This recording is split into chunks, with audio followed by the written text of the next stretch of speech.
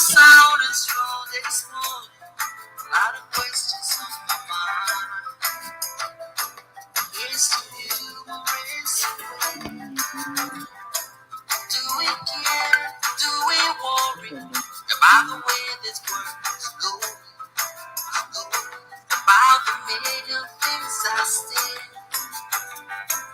Do we dream of another world somewhere over the sky? Do we want to keep surviving, surviving? What about music? What about you? What about nature's quest to stay alive? Stay alive. We must listen, we must listen. Stay alive. We must share, we must share. For a while, one must say, one must stay where is mine, stay where is mine.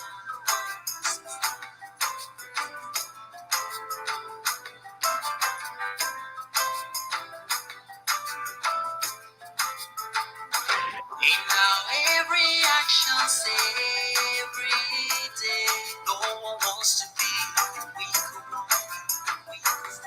wants to rise for the strong. Though we spend on brave or on blood, outright we sing outright.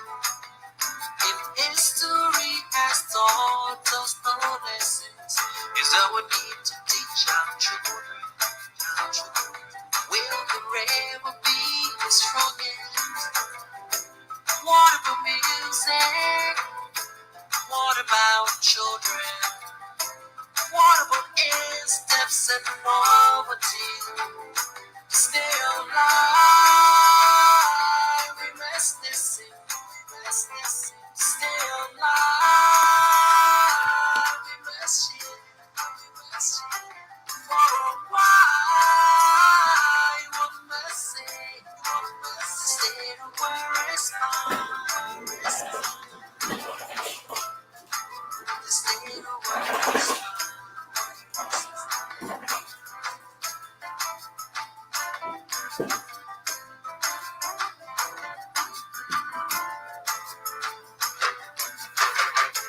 Doesn't really matter who. Doesn't really matter where you're from. Doesn't really matter what you believe. D-I-O-G-U-E.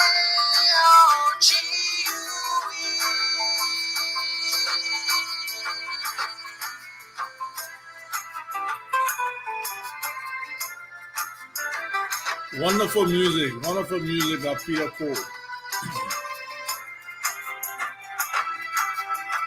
guy is What about music? What about children? What about nature's quest to stay alive? yeah, we're fighting to stay alive. Gotta keep this country going. What about children? What about steps and poverty? Josephus, what's the story about Sue and Gray? What's going on there?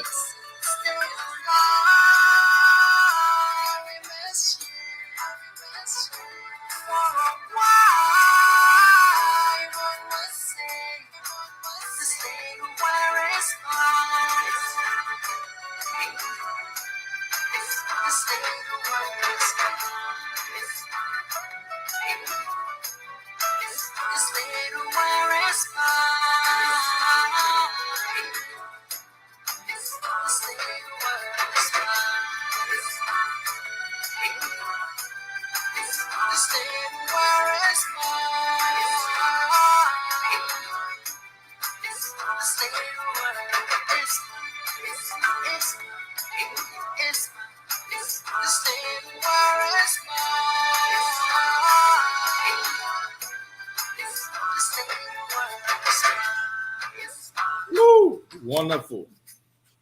Peter Cole. Theoco is the man. He definitely provides wonderful music. Ooh.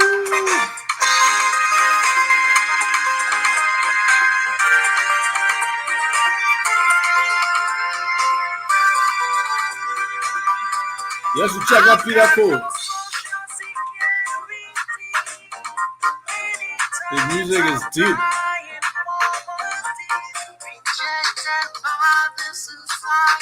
Yeah, rejected by the society.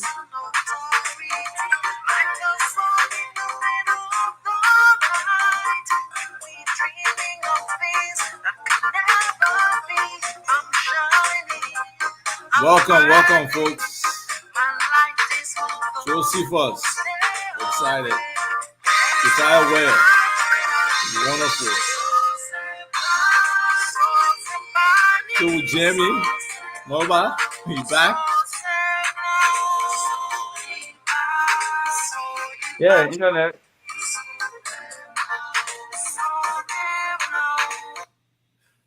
I know the internet giving you a hard time, right? Anyway, folks,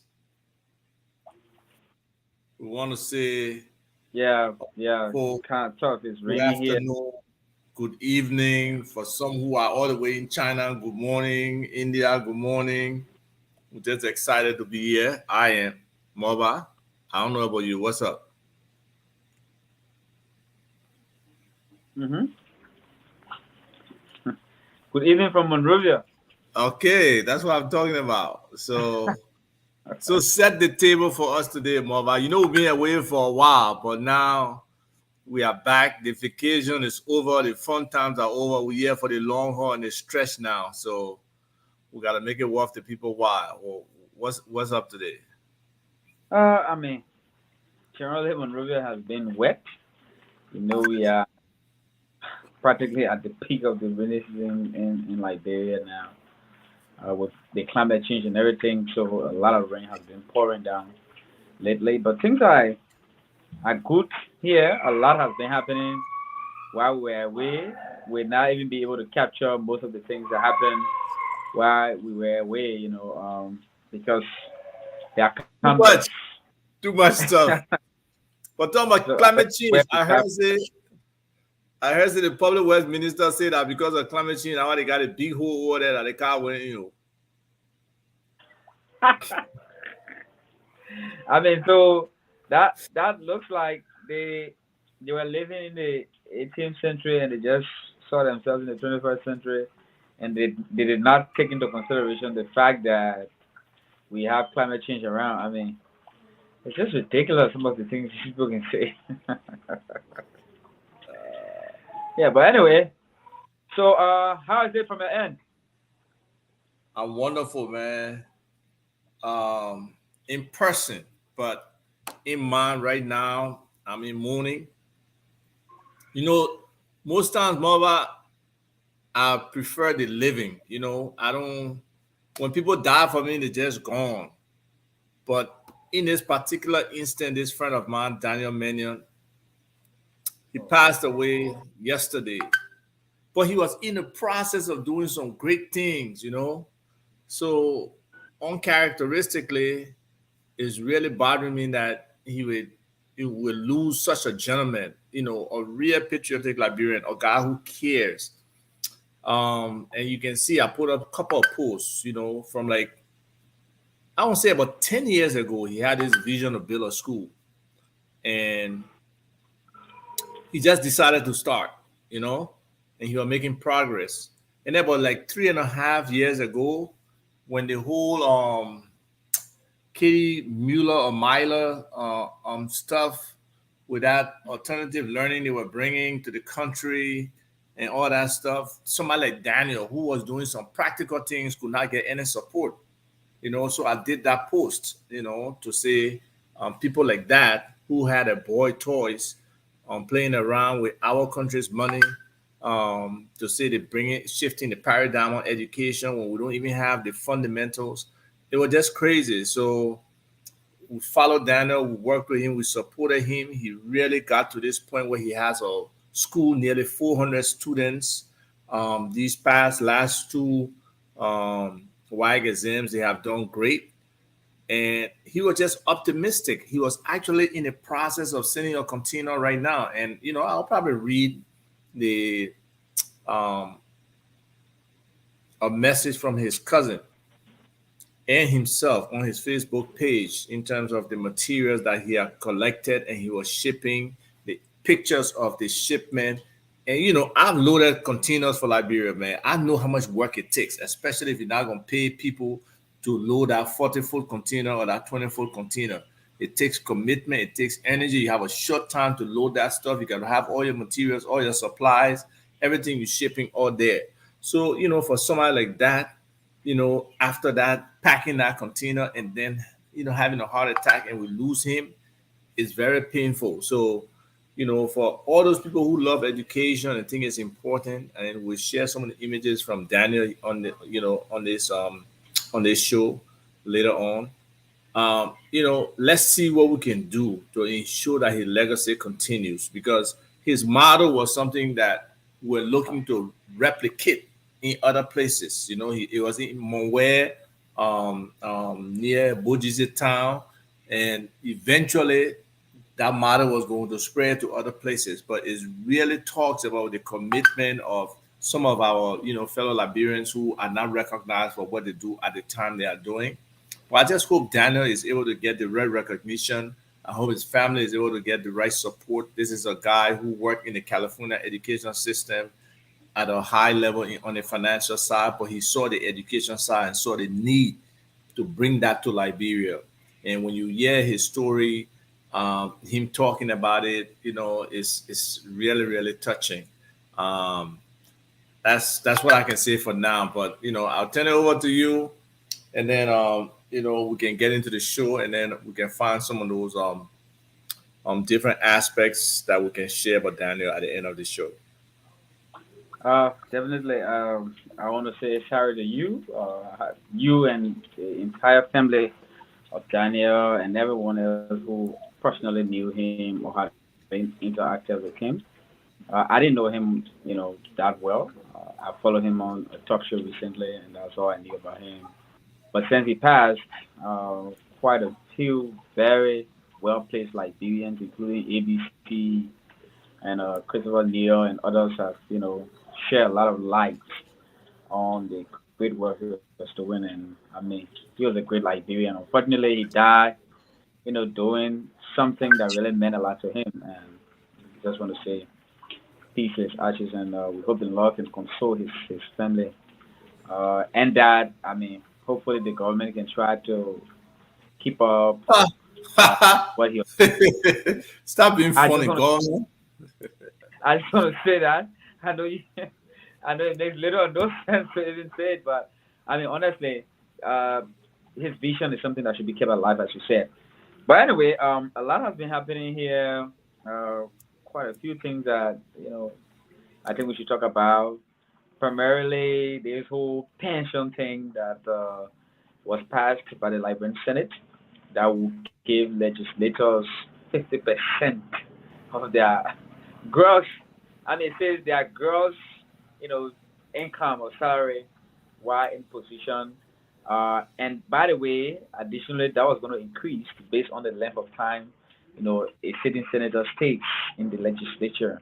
So if you go for two terms, I mean, your percentages were bound to increase.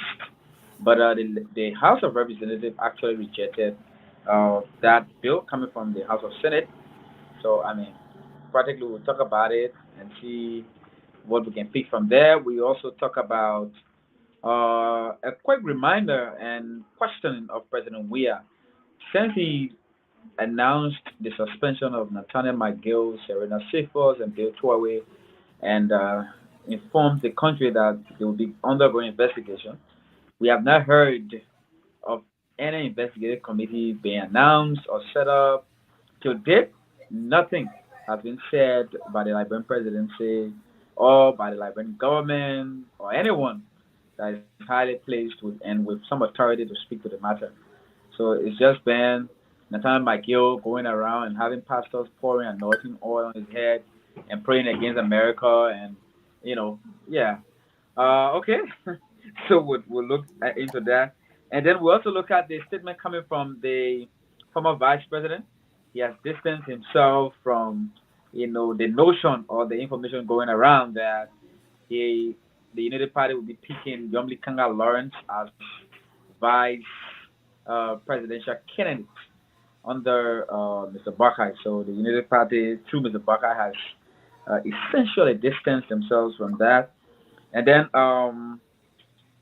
the other thing we'll talk about is the whole biometric introduction of biometric data in our electioneering process, where the National Elections Commission is and where they go with that. I mean, those are the key issues we'll be Hot looking at. And then, items. How long we got? How long we got?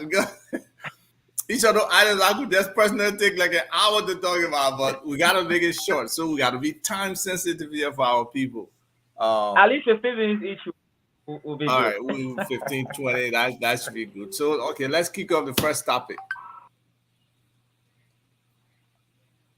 Yes. So, what is Mr. We are doing with Nathaniel McGill, Serena Seafors, and Bill Twerwick? Well, the president has been Let me challenged. hear you. I mean, you are well placed according to what I'm told. And what? Nah, You are well placed with the right I'm information. well, Maybe the yes, president definitely shared. well positioned. The president does, so from what I hear, the president does want to fire those guys, but those guys are being obstinate. Starting with Bill 12, was the first one to say it. He said he got to resign. The president should resign too. And then McGill said everything he'd been doing was based on instructions, so he can't just resign like that.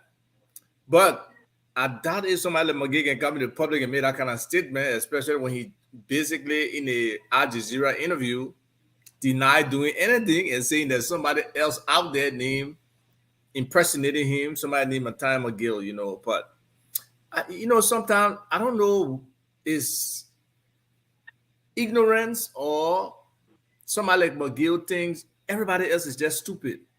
That the entire United States government, interagency operating at this level to actually implement the Magnitsky Act, that they would not investigate, OFAC would not investigate the Office of Foreign Asset Control, would not investigate the situation. And it would be a situation of mistaken identity. I really, really wish McGill could wake up and understand, probably listen to somebody like Fonati, who is stressing the significance of these sanctions and how far-reaching they can be, and impact people. So if he doesn't understand that, I feel sorry for him. But I know he's already starting to feel the effect, and he can't run away from it. So President Weah needs to be firm. He needs to act. He already looks weak, right? That the corruption is overpowering him. Like he has no control over the people who work for him and the actions they take. There are other people who want to give excuse for President where he doesn't know. There is no way he doesn't know about what's happening. But can he control himself and refrain from those activities that McGill was involved in, whether it's the pay for jobs, whether it's the extortion of business people, whether it's all the different concession agreements that using the position he's in and awarding those contracts to his own companies or companies he's related to or connected with. So all of these things are things that just show that our system is so corrupt. There is no ownership from the president in terms of the tenets of the Constitution, his role to protect, to serve, to do the right thing for the people of Liberia, to make sure everybody enjoys the richness of this country. And it's not happening under his watch. A lot of things are failing. You talk to a lot of people today, they are very disappointed in what's happening. And for the majority of our population is simply want to be able to have their daily bread or decent place to rest their head. Unfortunately, those basic fundamental things for our people are not being met. And that's why we are facing so much problem with all this level of corruption. And the spotlight is on him. And it will not move from him. Mr. Cummings wrote an open letter to him. He responded. Mr. Cummings responded back. Nah, yeah, he's scared to respond, huh?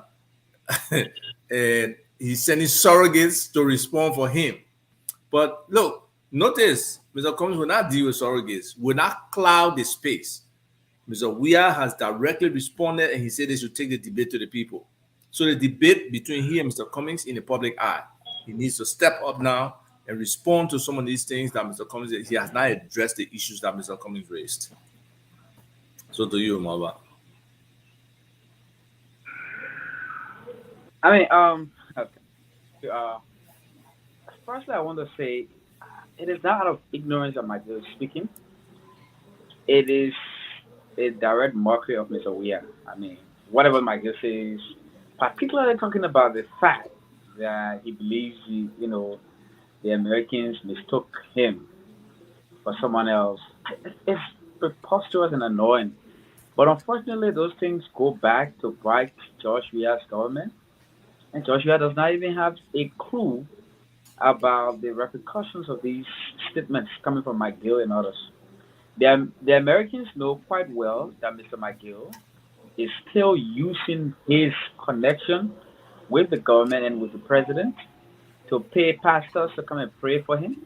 The Americans know quite well that Mr. McGill still, has a lot of power. He still has state resources and state assets that he's using. The Americans are following Mr. McGill and all his dealings. Before now, since they began investigating him and everything, they have never really stopped watching all his moves and all his views and all his movements. Now, the fact that Mr. Weah cannot take a definitive action and be decisive about what he wants with McGill and others, that's why the guys are going around making mockery. And unfortunately, even though Mr. Cummings put it mildly, but I want to say Joshua is not only complicit, but he actually led the stealing of public money through these guys. He directed their actions, he told them what to do, and some of these things he ordered them to. Yeah, the network is probably a problem for mobile, but yes, it's clear that President Weah's fingers are all in this. If he's blind to what's happening, then he doesn't even need to be anywhere near the presidency, because that implies that he really, really has no understanding of what's going on. He's taking no responsibility of that situation, and that needs to change. That's why, when Mr. Cummings talks about real change, he means real change, because real change is not simply changing people in positions. Real change is about revamping our entire system, or even scrapping it and looking at what's more effective, how things should be run. There should be no influence on people like GSC, people like LACC, and even the Ministry of Justice. Those should be real autonomous, independent ministries slash agencies working for the best interests of the Liberian people, policing those people who are, supposed to be executing their responsibilities and investigating them without any influence of the executive branch. That's how things should be, and that is not happening today.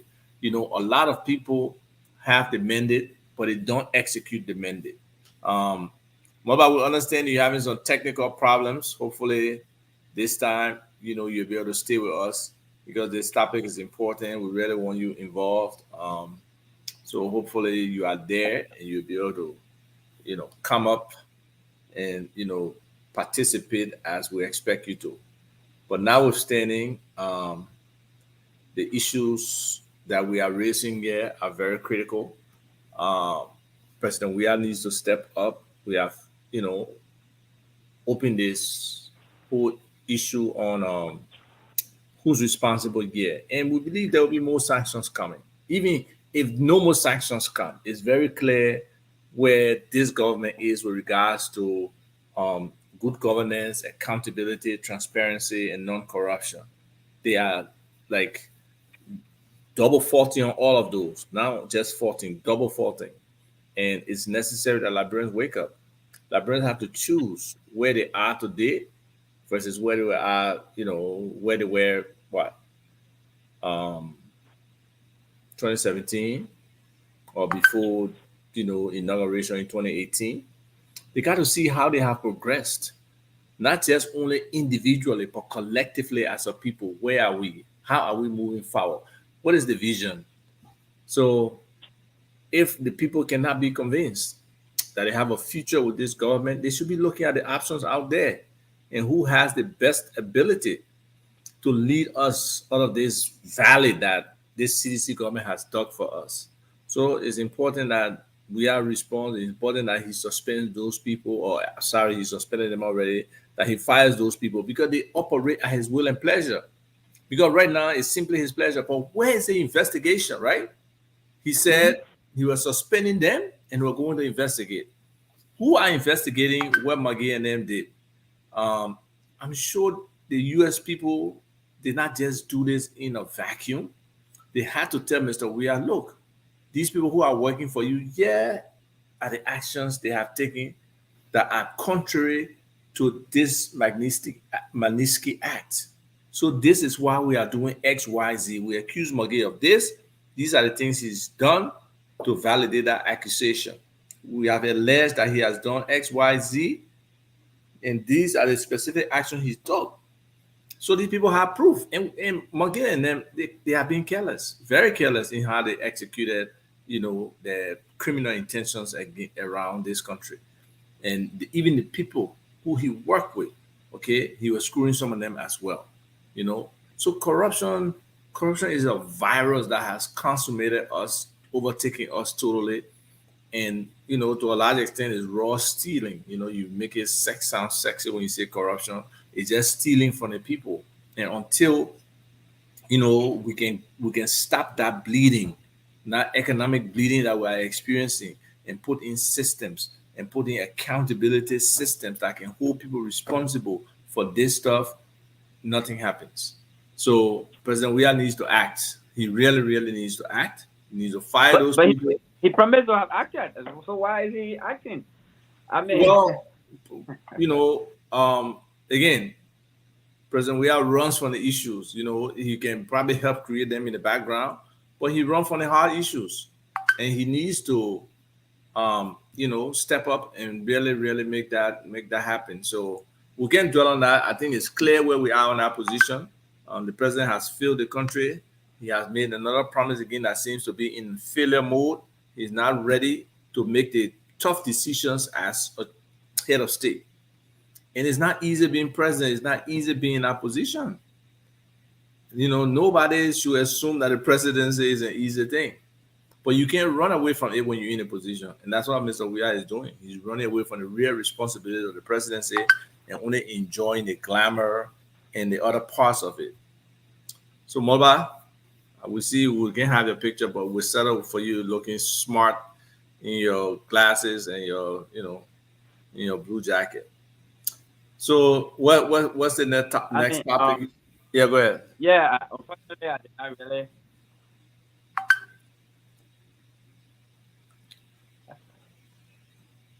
Thank you. Yeah, before we move on to the next topic, I just want to chat a little bit. Unfortunately, my internet issues keep getting worse with all the rain. But the point I really wanted to strike here is that Mr. Weah has made a promise, not only as a person, but on behalf of the Liberian presidency. This goes beyond him. He, as George Weah, this is bigger than him now. This is the Liberian state. This is the Liberian seal. If you go on the Executive Mansion West,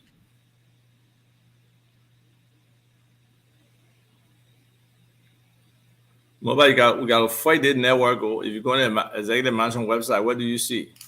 You still see everything about McGill? Is that what you're trying to say? Okay, so mobile drop off again. We advance to the next topic. This initial topic is what the deal is with regards to those people who are suspended. What action has been taken? I haven't seen anything. I haven't seen a commission appointed to investigate this. I haven't seen the Ministry of Justice being designated to investigate, which I think will kind of be a conflict, right? Because CFOS was very clear in his own defense. He accused the Minister of Justice and said, Musa Dean is responsible for everything that they're attributing to him, Cephas. So this investigation could actually be a little bit wider than just focusing on these three individuals. And that's why we need an independent group to handle this investigation so it can be very clear to the librarian. And we need them to investigate transparently. We need them to lay out the plan of investigation. These are the accusations here. These are the specific actions we take with regards to McGill, with regards to Cephas, with regards to Twere. And it's clear they have the ability to do that. Let the president appoint a commission to investigate this and get to the root of this, whether they are innocent or not, but we know those stories are not new. People have been saying those things for the longest time. So let's move on to the next topic. The next one is interesting, right? So this past weekend, there was a fundraiser by the Liberty Party branch. I don't want to say Liberty Party, by Yombi Kanga, because she's not the Liberty Party. By all indications, she's been suspended or probably expelled from the Liberty Party. The Liberty Party is being run by Musa Ability. So wherever she keeps posturing about, they need to take some kind of action that forces her not to, use the name of the LP when she doesn't have that control. What needs to happen? Sorry, let me put my phone on silent so it's not interrupted again. What they did this past weekend is Yombi organized a fundraiser for former Vice President Joseph Boyka.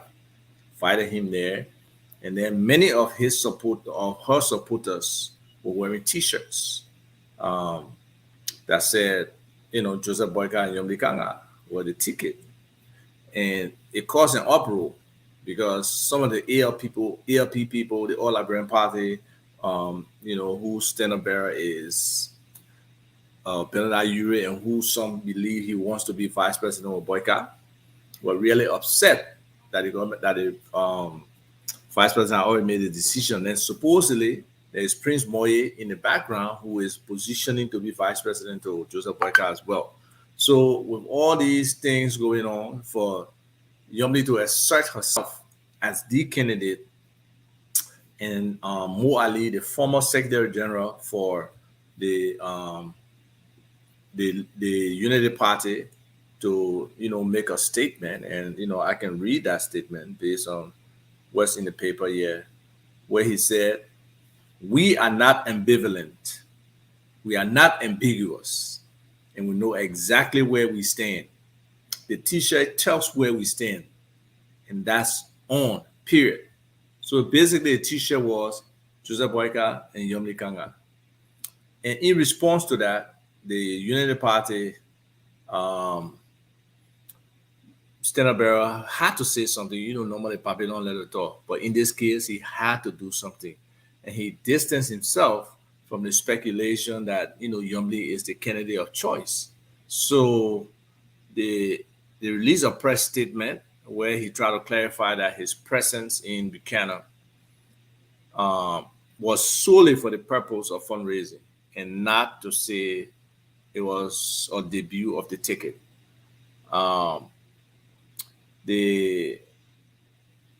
The statement reads, "The former vice president just recently on August 28 was illustriously hosted by the political leader of the All Liberian Party, Honorable Bernard Ure, at his home in Clarisburg, Montserrat County, along with his lovely wife, Mrs. Katumu Boyka, when they celebrated their 50th wedding anniversary." So the fact that Ure had just hosted him, I guess he's making it seem like, oh yeah, I can connect with Yombi on this fundraising. I can go to Ure house for him to celebrate me for my 50th anniversary. Again, shout out to Mr. and Mrs. Boyka for maintaining their relationship, for 50 years. It's not easy, being married, I know. So the statement continues. "Because Ambassador Boyka is highly respected amongst equals and enjoys the confidence of his political allies, he never hesitated to responding favorably to the invitations, be it political or social." So And what the Unity Party is trying to say is that, there's a high level of consideration that goes into this process of determining a vice president, and they're doing a wide range of consultation. They're not limiting it just to Yumli or just to you, but they're consulting with prominent citizens, including traditional, religious, and civil society leaders, and that's what they're doing. So the statement states, this process also includes personal reflection based on his experiences over his many years in public service. So at the appropriate time, Ambassador Joseph Yimam Boyka will rally the nation to inform the Liberian people of his choice as a running mate. So he has not decided who his running mate is. And, for a lot of people, it seems like there's a rush for people to determine or to state who the running mate is. I think there should be a cautious approach to deciding who your running mate is, even when you have some obvious candidates, in your camp. So, Vice President Boga shouldn't be pressed. He should take his time to make it. It's a significant decision because, in my mind, anybody who is being quoted or pushed forward as a vice president should have the capability to be president. One little small green or rest, even some air down your throat the wrong way can cause you to die. So that person is one breath away from the presidency when they are vice president. So there has to be certain expectations that person bears the quality and the capability of being president. Yes, George Weah being president has diluted the significance of the presidency based on his actions over the last 4.5 to 5 years now. But that does not mean because it happened that way before, so we should continue to go in that direction. I think let's give Joseph Boyka the opportunity to decide who he wants to. Similarly, Mr. Alexander Cummings can take his time to really vet the different candidates who or potential people who can be his running mate and make those kind of key decisions, because in a vice president, you want somebody who can complement you and somebody who can supplement. Complement means you two are aligned and can get together. Supplement in that they bring additional stuff to the table that can push, your ticket or your team over the top. And that's what's necessary. And those are the qualities. So anybody who's looking for somebody to be a vice president to any of the potential presidential candidates should be looking in that direction. How does this person complement Cummings or Boyka? What are some of the skills, capabilities, personalities, characteristics, experience and exposure that person brings that's complementary to this individual that shows that they can work together? Then what are the other extra things in terms of, population attraction when you break down the demographics? Does this person attract women? Does this person attract youths? Does this person attract his own tribespeople from a tribal perspective in terms of bringing it on? Is this person marketable to other different tribes? What is their actual background in terms of their, tribal orientation that they can bring? And we can't dismiss the fact that tribalism plays a lot in elections. It's just a fact that we have to deal with. Where we want to be as a country, where it should be totally based on just the individuals' competencies and their ability to fulfill the promises they make during campaign. We are not there yet. We have a significant portion of our population that is not literate, so until those people can come up to speed and be able to differentiate the different nuances or the different things that you want to see in a presidential candidate and understand how to assess those things compared with 2 to 3 different individuals who are running for the same position, we are not there. So the art of being able to, appeal to people as a candidate or get people to vote for you is still bound to some extent by, knowing you or by your connection or by the tribalism or by the influence of whoever is the voice in that vicinity of that person. So those are different characteristics and factors that affect how people, gravitate to any particular ticket and a particular candidate. So, it's not unusual for, a presidential candidate to wait and really go through the motions and the actions necessary to vet and narrow down the choices and then select who they want to select. So the fact that Vice President Boyka has come on and being clear that Yombly is not the candidate yet that's running with him, I think that's fair. And hopefully the Yombly camp, they don't get all upset and bunched up because the vice president said that. I think the vice president should be given the time to make his decision. You know, there's a lot to this president and vice president thing. So the other big thing that has been going on is this whole issue about the bill. Okay, so there's a new bill that the Senate had put forward to the House, and the bill, unfortunately, is not in the best interest of the Liberian people.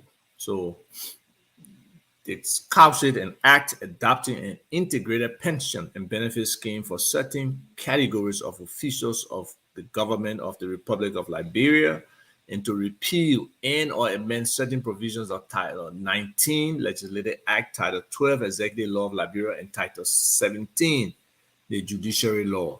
So I believe the integration of, you can see here the three different laws: the Legislative, Title 19 Legislative Act, so that one branch, Title 12 of the Executive Law of Liberia, that's the second branch, and Title 17 of the Judiciary Law, that's the third branch. So this particular law involves the three branches and the high-level officials in those three branches.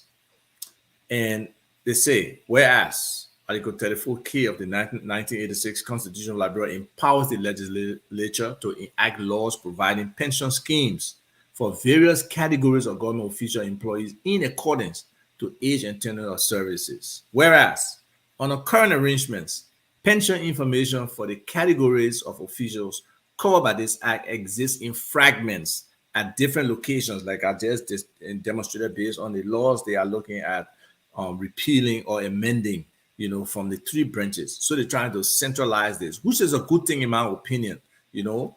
And they say fragments at different locations that should be created, that create disharmony and difficulties in assessing those information for decision making, and thus the integration under this act will promote the needed access and harmony and consolidation.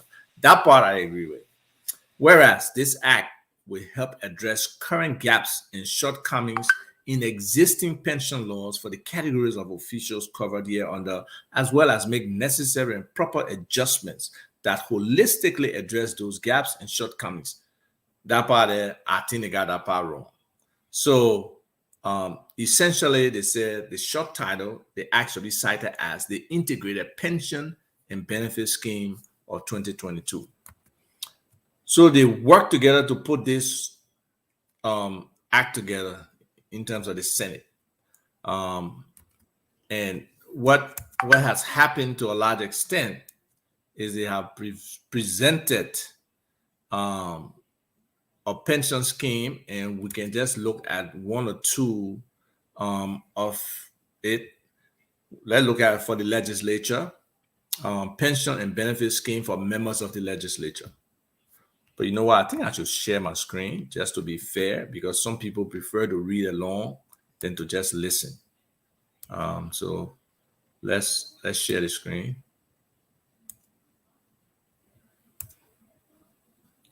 So you see here, the pension and benefit scheme for members of the legislature, annuity of the House of Representatives and the Senate of the Republic of Liberia, Speaker of the House of Representatives, or Speaker of the House of Representatives who honorably retires to private life and who is not in any way gainfully employed by government shall receive from the government a pension annuity equal to 50% of his or her last highest gross salary earned as Speaker per annum, paid in, let's see how it's paid.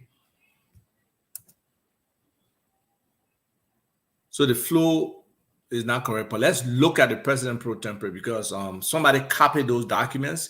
You know, that's another thing in our country. Information that should really be public.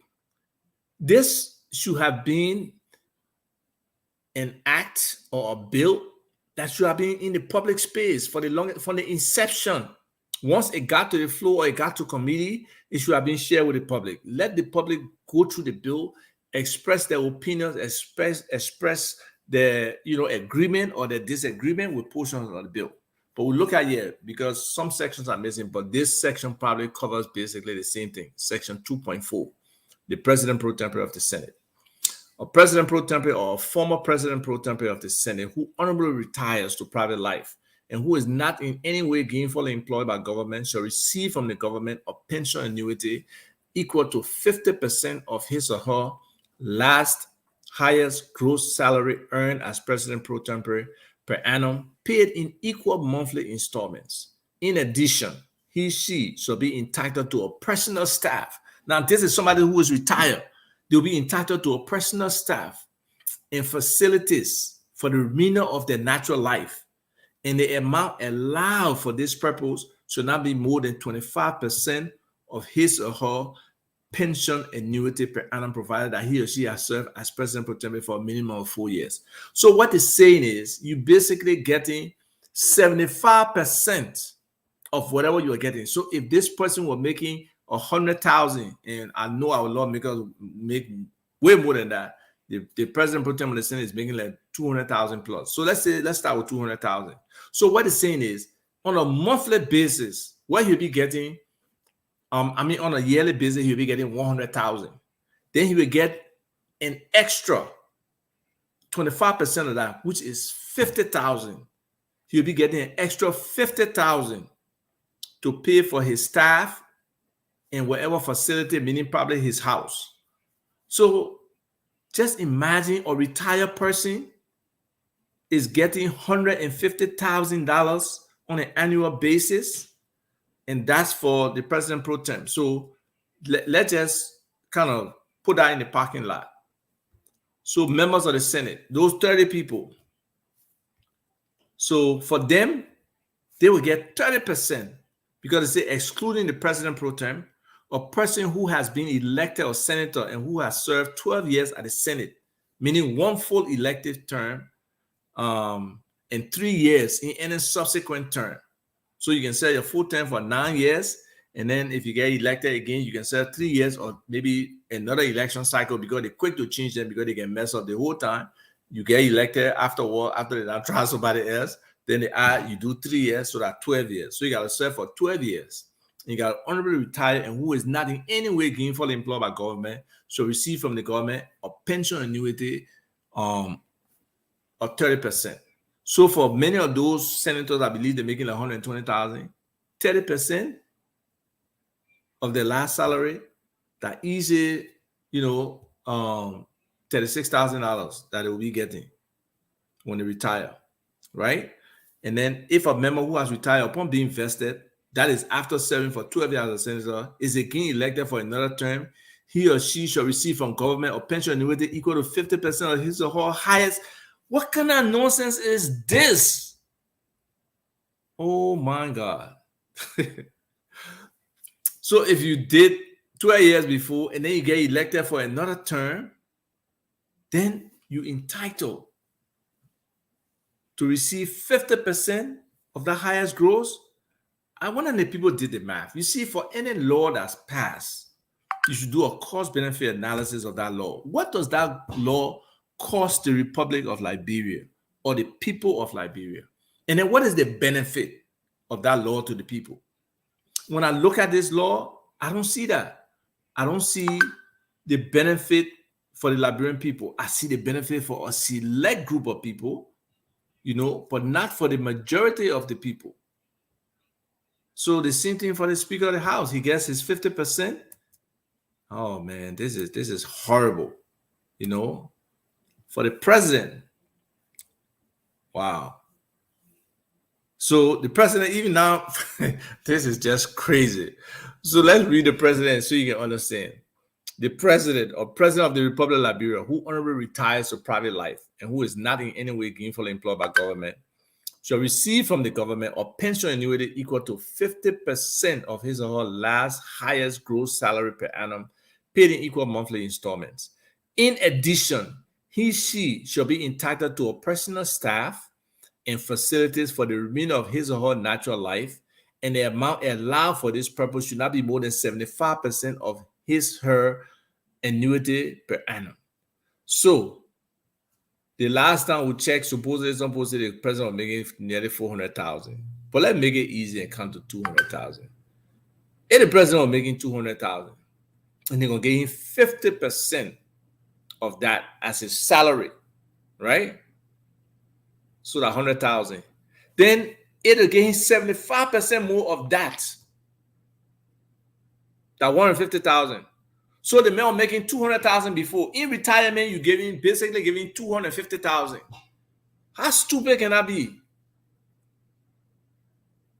I mean, it's really incredible that these people will sit there on our dime, basically, on our time as a people, and pass these kind of laws.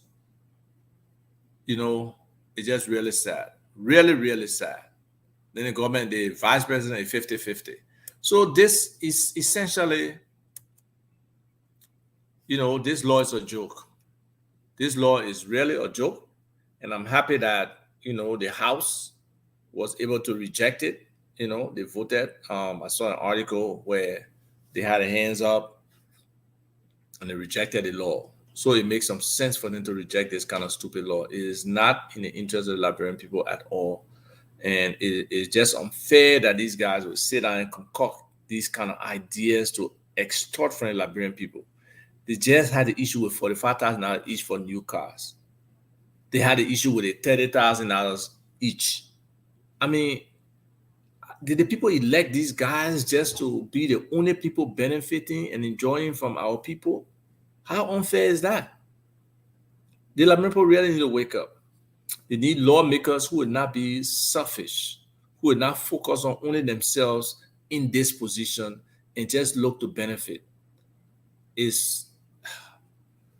You're right. It is interest of the criminals paid more. That's a fact.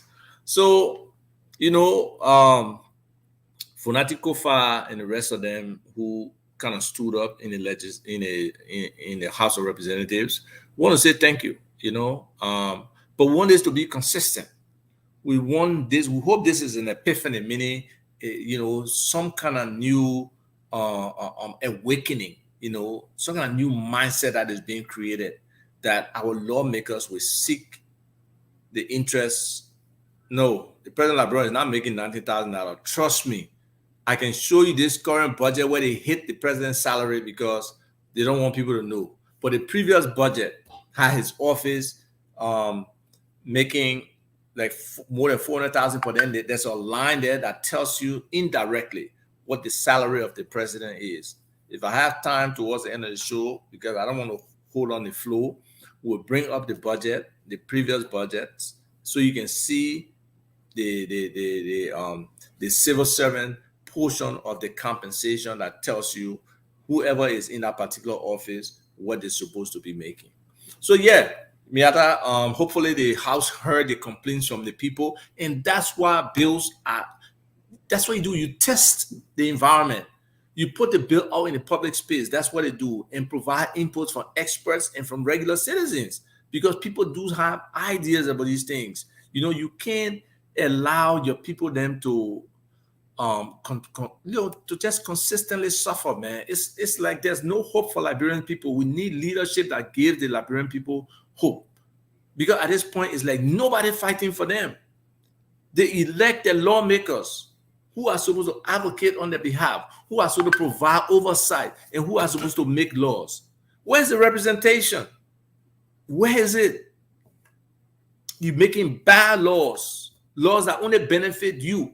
The biggest law people have made, the laws to increase their salary, and this other kind of stupid law here for them to be retired comfortably once you've been there for 12 years or whatever period of time.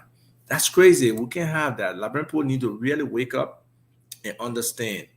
You know, just to say, I don't know about our president is a good man. Our president, nobody can be a good man and sit down and see what's happening. Every time the president drives out of you know, Jamaica or wherever he is, he sees the squalor, he sees the poverty, the people who cheering for him He stands among them.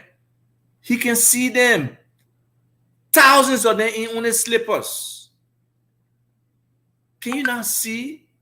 This is somebody who lived in Gibraltar. He knows poverty, or he should know. But maybe it's been so long he has forgotten. He can relate. But he's not relating. Jason say, I'm sorry. Our people are really, really suffering. Even people in government. That whole harmonization thing they did, a lot of bitter civil servants are out there. There are so many ways to curb this whole corruption devil and be able to redirect some of the resources to benefit civil servants, especially the teachers, the police, the health workers. Those civil servants are just like, I don't know how they make it. Then people cry and say the people corrupt, Yeah, they corrupt. If by the 10th, 12th of the month, your $100 what you're making can't even transport you to work, what do people will do? So until we have a benefit system that appropriate for the people who are in those positions and working, they will consistently try to steal and gain. And then they see the people above them. I mean, who you think the people in those ministries and agencies don't see the deals that go on? They see it. Yeah, some of them are quiet because sometimes something trickles to them, but the majority of those benefits are just for the big boys. There are probably top 6 or 7 people in the country benefiting. You can't have a country like that. The country can't operate. So that whole mindset, this whole thing, has to change. Okay, you say, can you blame the president? The people put that there. So you think because the people in America elect Donald Trump, so did they allow Donald Trump to abuse them and do anything because they elected him? No. That's why he was a one-term president. Because the majority decided this guy is not doing what he's supposed to do. He's not executing his responsibility. He may still have a popularity. And nobody can take the popularity away from George Weah. You can't. But the fact of the matter is, he's not a popular president. He was a popular soccer player who transitioned into the presidency. But he's not a popular president because he has failed. So we just got to face that reality of where we are as a people and what's happening. We can't just say, because somebody elected somebody, so that means they're there for life. They can just abuse the people and do anything they want. No, I don't think so. That's not how democracy works. You get elected, it's not a reward. So for that, whatever he did before, maybe that was the reward to get elected. From my perspective, it was because I believe or thought that he had the people's concern at heart and was going to make that difference. But he has clearly failed. The people are unhappy, the people are unsatisfied, the people are being robbed of what they should be. So many people's dreams are being squashed with this government. The environment is not there for people to elevate themselves, to move forward, except your stools, your sycophant, your ring kisser, you're bowing down to praise people. Then that's the only way you can get crumbs.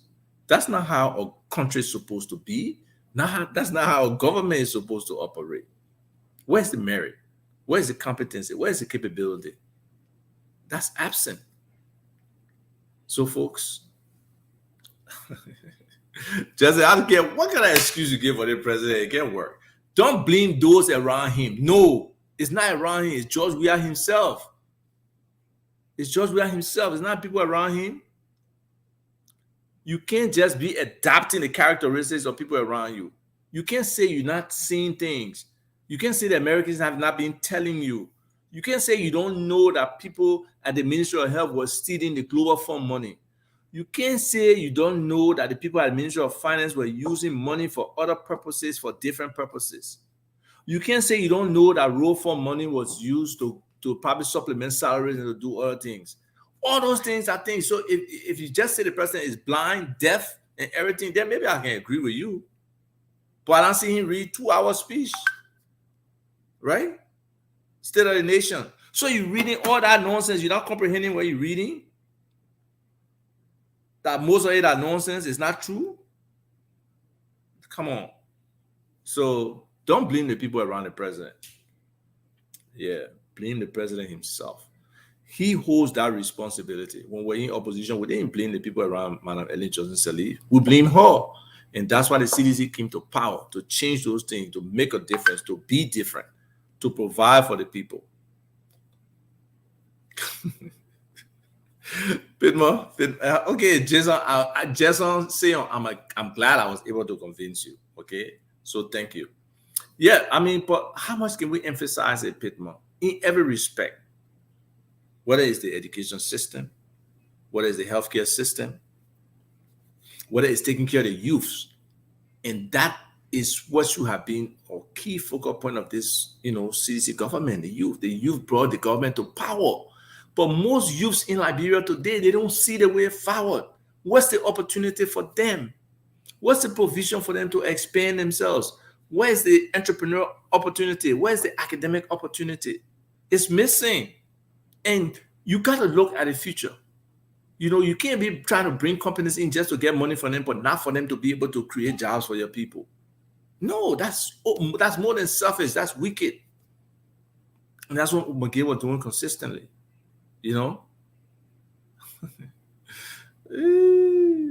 But anyway, we have a lot of work to do, folks. It's just not only a few people. You see, we got to be able to talk to our people so they can understand the dynamics of, democracy.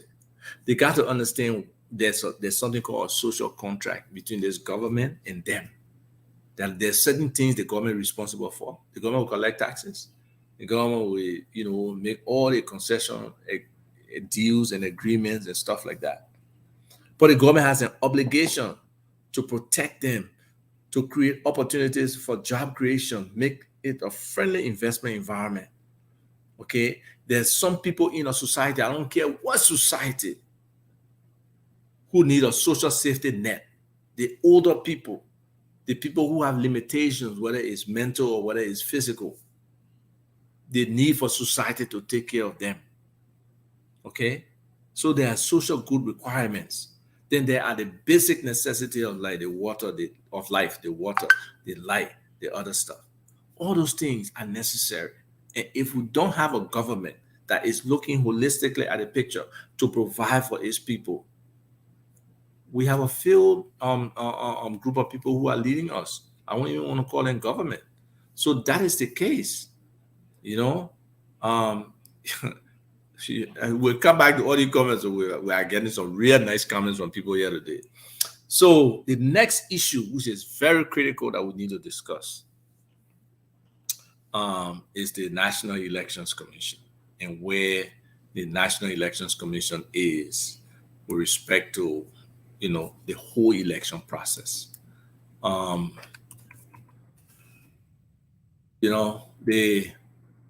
NEC right now, if many of you don't know, we'll share it and we'll talk about it, so you can understand where we're going with this. I know you all know we're changing the voting system, and hopefully you know, because this really concerns you as a citizen, as somebody who will participate in this process. The NEC is moving to the biometric voting system. Okay. And I don't know exactly what kind of biometrics are being captured. I think it's probably fingerprints and facial recognition in this system. So who's implementing this biometric voting system? That's what the political parties really need to come together.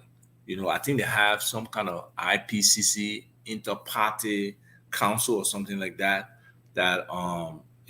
really should be involved with monitoring the NEC activities. They need to really get together to understand this whole full process. To implement the biometrics, there's a process to implementation. So what is that process? What are the timelines defined for them to have that system and let it be tested to the satisfaction of the political parties? That's something that they have to demand, right? So the next is, contrary to reports, NEC has trained technicians and there will be continuous training to conduct a biometric voter registration exercise, which includes the use of facial recognition and fingerprint. That's what Deviata Brown says. She's the chairman for NEC. So this article talks about how they're pushing back against the sanctions that comes with, the accusations that come with the introduction of a biometric voting system. Yeah, there are issues with it. Nothing is pure, nothing is perfect. Okay, so we got to understand, in terms of the internet connectivity, is this system at the time that people are being registered, do they need internet connectivity, or you can register as many people as possible, and then after the registration, when you come into an area with network, boom, that information uploads to the system. So those are some of the things the opposition should be concerned with. Even the ruling party, they should be concerned with that too. But the article says the electoral body's defense comes as the Elections Coordinating Committee, ECC, which is Liberia's largest domestic election observation network, warned that the biometric system is not a silver bullet against electoral fraud. The ECC concern comes as biometric voting system in times past have led to voters' disenfranchisement. This is due to unexpected hitches the system can encounter at any point in time. But Director Brown Lasana, the chairperson of the NEC, while responding to concerns of members of the House of Representatives, assured lawmakers of an internet connection backup plan for rural voters. I would love to know, what is that internet connection backup plan? Right now, if they are saying that the voting depends on internet connection, let's know that the elections will not be correct. The elections will be a failure, absolute failure. So I don't like that statement from Madam Brown. The NEC boss added that they are expected to use Lone Star, Orange, and Lipteco internet connections to reach hard-to-reach rural areas and internet alternatives. What that means? Oh my God, this is getting really scary. With 60% of the country having internet, 60% of the country having internet connectivity, and 40% without, there will be regional internet connectivity using either Lone Star, Cellcom, or Liptelco internet boosters. At the same time, there will be manual voter registration for subsequent uploading into the NEC cloud. So you see, that was the question I was asking, and it's still not properly explained here. There will be encryption on the NEC cloud, and also an encrypted backup plan will be put in place. What do you call it? Encrypted backup plan? Jeez, the language here. Let's not say defense of NEC. Contrary to reports, NEC has trained technicians, and there will be continuous training to conduct a biometric voter registration exercise, which includes the use of facial recognition and fingerprint. Look, folks, this is really, really critical, and right now where it's sitting, I'm not confident that NEC can do this. Next planned move to a biometric system comes at a time when it is expected that more than 2 million Liberians. What do you mean more than 2 million? You already have 2.476 million, that's 2,476,000 voters in your system, registered voters. So that means there are more eligible voters out there. If you look at our population, you look at the demographics, you got the people from 0 to 18 that can vote. Yes, they're probably about 25 to 30%. So 70% of our 5 million people can vote. That's 3.5 million voters, really eligible voters, from my own calculation, that are there. And I believe, based on the last number, that 2.476, which was probably like 3-4 years ago, up to 2023, or let's say the January 2023, that's like 4 years of 120,000 people added. So that nearly 3.3 million voters, because 100,000 a year for 4 years, or 120,000, that 480,000 people added to the 2.476 already. That's 2.9 million voters. That's the estimate I have in my spreadsheet. And the NEC has for years been under pressure to dash its optical manual registration on the OMRS system. The OMRS system, for many, does not improve the accountability and transparency of electoral processes, and usually tainted by controversy and mistrust. And as a fact, we don't even know if the voter roll is a complete voter roll. We don't even know. There were 15,000 duplicates the last time I checked. They haven't cleaned that voter roll system. Okay? So in a biometric voting system, the voters are registered based on their unique physical characteristics, like fingerprint, we know all that. So it's sad that this is not clear what the NEC is doing. concerns are being raised, but they're not being raised in a substantive, organized way. The political parties really need to get together to get a clear work plan from the NEC on this implementation. First, of the application that they will use for the voters registration, the biometric application we'll use. The folks need to get that. Then, after they get that, they need to make sure that when they're implementing that, that is tested. You have to test these things to the satisfaction of these political parties, that somebody all the way in LOFA during the test process can register and you can see that information, in a database, on time, whatever. So if that can happen, we are having a problem. We're having a problem if people cannot understand, what's going on. So they're saying what Theodore Brown Lasana is saying is the best medicine for vote tracking is biometric voter registration. The system will ensure that the 2023 elections take place in the utmost democratic environment. That's not saying anything. How does it prevent biometric registration? Prevent it? So they can clearly demonstrate, and you see in a test case like this, you would register John Peter here in District 17. You go to District 12, register him. You go to Makibi, and that's Montserrat I was talking about. You go to Makibi, District 1, register him there, and you go somewhere else. And then you see whether the system either rejects that registration based on its check of that person's face and fingerprint against the other instances of their face and fingerprint or everything else in the system. If they can't do that to demonstrate to the people that this system is correct, then they cannot avoid tracking. There will still be duplicate registration. So it's very important that these folks understand what this voter registration system is. The opposition people, they need to understand it, because the government is the government people. Yeah, NEC supposed to be independent, but I don't think they exercise that independence, that aspect of the mandate, which authorizes them to operate as an independent entity. I don't see it happening. So I'm not confident that they're not representing government. So they need to be able to clearly demonstrate to the opposition, one, the implementation of the application we use for the biometric voting is implemented well. It's fully tested to the satisfaction of these opposition political parties, that there are not duplicates in there, okay? That is not limited by internet connectivity, that their staff are trained with the registration. Then the next step after that is the time frame for registration to actually register the people. They need to go through the process, and that should have been done during the testing, right? How long does it take for a voter registration process to occur? If from the time I stand in front of John Peter, who works for NEC and is about to register me, how long is that process? Then we see how many people estimate that 3 million people estimated want to register. We distribute them across, because the way NEC is doing it, going to a regional registration process. They will be in one area for like 2.5 to 3 weeks. Then they will go in the next area. They got 3 regions that they have established.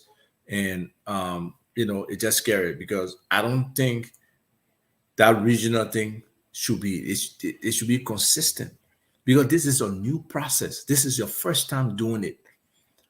And I don't know what kind of quantitative analysis they've done to determine that they only need to be in this area that may have X amount of voters for only 2.5 weeks. And for them to give equal time to all those people, knowing the volume of population in Montserrat County versus the other regional areas, I really don't sense how that could be the right approach to use for this election or for this voter registration process. Then NEC is also responsible for the civic and voters education. Over the years, NEC has failed in that respect. Our people still really don't understand what voting is all about. They still don't understand what democracy is all about. They still don't understand what they need to do in the voting booth versus what they need to do outside. So All that stuff, that education is missing. A lot of people don't understand. And NEC has failed in that respect. What is their work plan to effect civic and voters education, in this time? Then we come to the printing of ballots. Who's printing this ballot? Where are they printing at? Will the opposition have representatives from the time the contract is agreed to all the way through the printing to ensure that a certain number has been printed, to the shipping to Liberia in terms of coming with that shipment of ballots, to when the ballots are being stored at the National Elections Commission warehouse, to the distribution across the counties based on how many ballots go into any respective county. All of those things, the opposition has to really be on top of it, because these elections are very critical. We can't run away from what needs to happen here. So it's very, very important that people understand all of these things around the elections.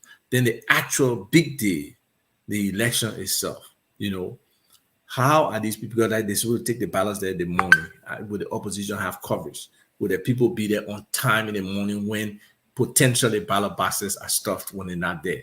Are they having trustworthy people representing them at these different precincts and these different voting places?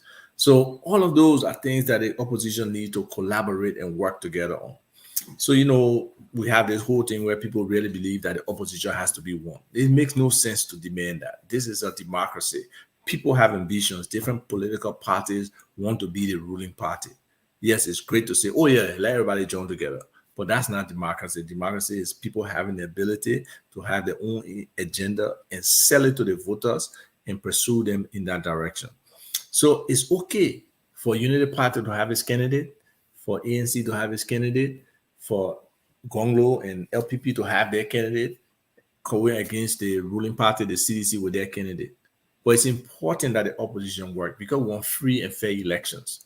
And free and fair elections is a requirement that everybody needs to participate in. And to do that, they have to come together and work together to ensure all these things that we just mentioned are done effectively and efficiently by the National Elections Commission, to ensure that the environment is set in a safe way for people to be able to, participate in the process of election, and that we can have an election that reflects the desire of the people, not one that is tinted and we have a lot of complaints and all of that kind of stuff. So, we can emphasize the importance of opposition collaboration around this elections process. Brother, I understand your frustration. Yes. The NEC gave CPP deal and other senators, but trust me, they were elected. Okay? They were not, NEC didn't cheat for them. No, it was fair election. Actually, they wanted to cheat, but the overwhelming victory could not allow the NEC to cheat. So I don't know what point you are trying to make. NEC has issues. Whether you like it or not, NEC has issues, and it's there. And they have to work on it. The opposition has to work around that and work with them. So let's touch on some of the questions. Went through the entire show. They didn't really answer people's questions and stuff like that. And some people have some wonderful comments. We'll share some of those right now and say again, you want, at the beginning, people were greeting us and want to say thank you for all those people who came on watching. The first real comment. Oh, yeah, Abraham Nat, begin from the Volunteer Youths for Sanitation Initiative, VYSR. Much respect to you all for all the work you do. You guys volunteer, they go into communities, they clean up communities. They don't ask for anything. They don't even force the members of the community to join in, because they see this problem with the sewer system. They see the trash all around. So these kind of young people, like Abraham Nat and the people on his team, they must be applauded. They are trying to help improve our health in our country. Sanitation is very bad. And until we can all be committed to a clean Liberia, it'll be bad. I just saw a video shout out to Queen Elizabeth again. I just saw a video with Queen Elizabeth when she visited Liberia way back. And one of my friends made a comment. Wow. I forgot what year it was, 62? Yeah. So 62. So that was 60 years ago. And the president say, Liberia look better 60 years ago than it looks today. And that should not be the case. We should consistently improve for the future generations. That's what we should do. But it seems like we're not doing it, you know? So, hey, to all those who gave us a shout out, we say hi.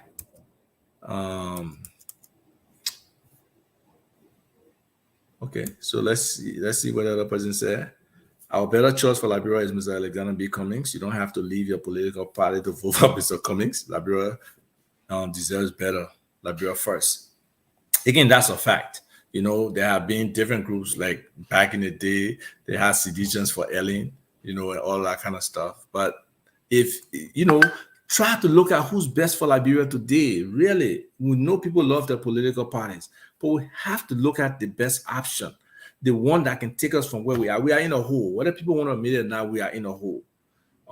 You can do the metrics and comparison. We have regressed since 2017 to a large extent. If you ask significant majority of the people today, they are doing worse today than they were in the same time in 2017. So we got to be honest with that. So we need somebody who has a multiplicity of qualities, you know, several of them, that allows them to understand the dynamics of the global marketplace, to position Liberia in a position of strength. What are our comparative advantages? You know, what kind of industries can we implement in Liberia? What kind of companies can we attract? What kind of training do we need for our people that's aligned with those businesses that we can attract, that will get us to be a part of this economy, this potentially vibrant economy that is Liberia? Trust me, if we have the right leadership, Liberia can be wonderful for all of us. We can have the right companies here.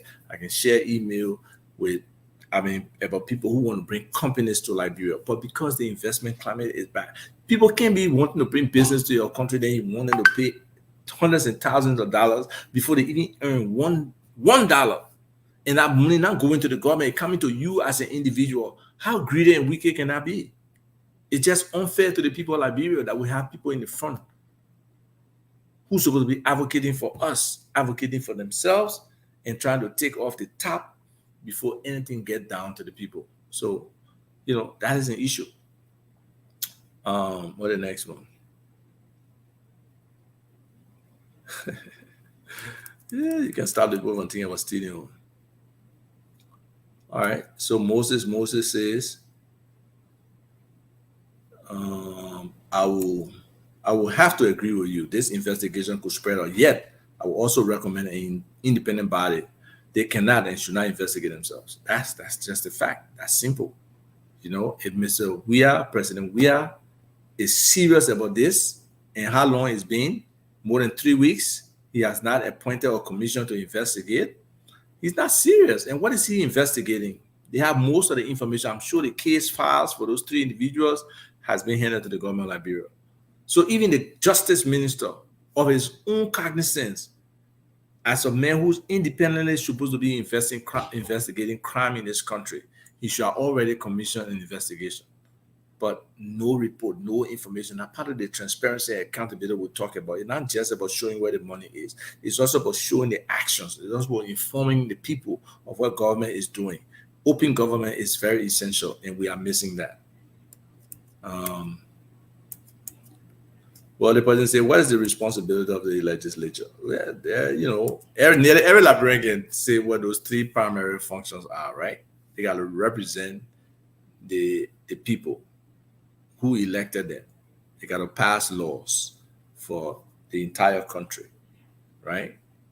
And then they also got to hold people accountable. They got to provide oversight. They got to be able to call TWER when missing money. They got to be able to call the Ministry of Health when they're eating the people money. They got to be able to call the Ministry of Agriculture to come and present the case when all these issues are going on. So that's the role of the legislature. Unfortunately, again, because many of our people don't understand what it is, they think somebody building a road or building a well or some kind of infrastructure that they can physically see in the environment means that, you know, that's their role. No, their role go beyond that. That's why Rustolin Swakoko Dennis, I think that's her name. I enjoyed her the other day when she was really laying it out. Maybe, I mean, people in her area had different expectations for her, but she was really fundamentally spelling out what a lawmaker should be doing. And she's making effort in that direction. Yeah, there's way people can counter check. I'm not going to do that. But her utterances and how she presents herself and some of the things I've heard about her makes me to believe that what she's actually trying to do. And hopefully people will start to understand what their role is as lawmakers and educate the people. And also people who understand civics can individually in their communities educate people and understand, especially when it comes to electing somebody, what qualities are we looking for in the kind of leaders we want. Those are key things that a lot of times people, just leave to the side. Then this person said, yeah, this is a good point this person is making, which I kind of differ with.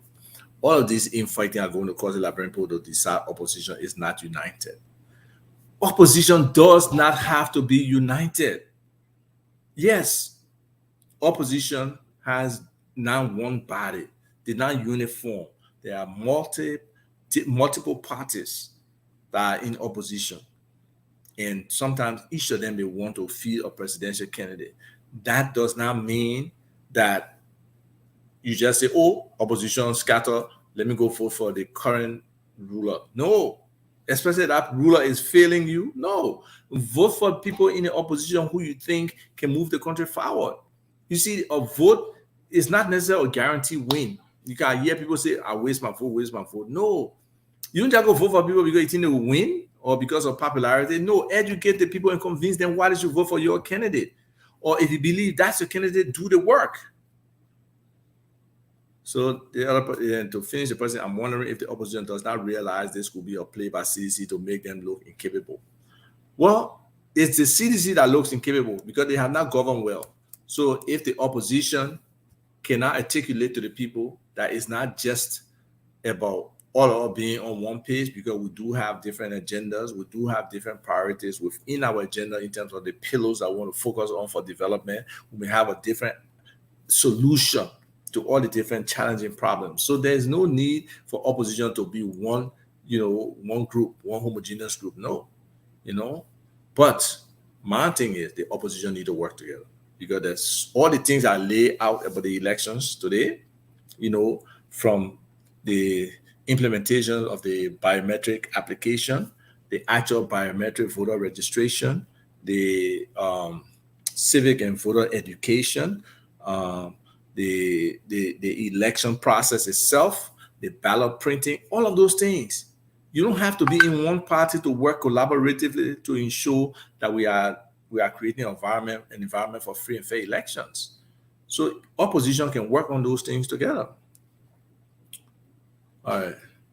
Well, I mean, hey, the president again said, who's to say some of this infighting is not part of we are playing to win? Yeah, not part of it. Sometimes you got some Trojan horses. If the president can or the CDC can get people who can infiltrate the opposition and destabilize them, that's part of where politics is too. That's why politics can be considered dirty.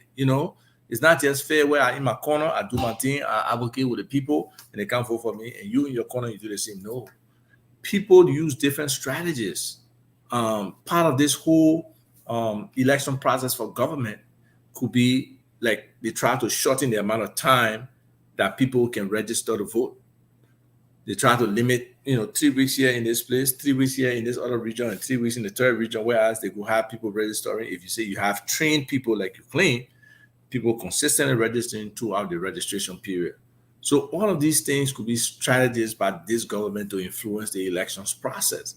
But it's up to the opposition to have counter strategies to be able to make sure that they can demand certain things, because obviously from the sanctions, we see that everything doesn't stop with our executive branch of government. No, there are people beyond who are interested that Liberia should develop the right way, that we should be on a different path of development right now.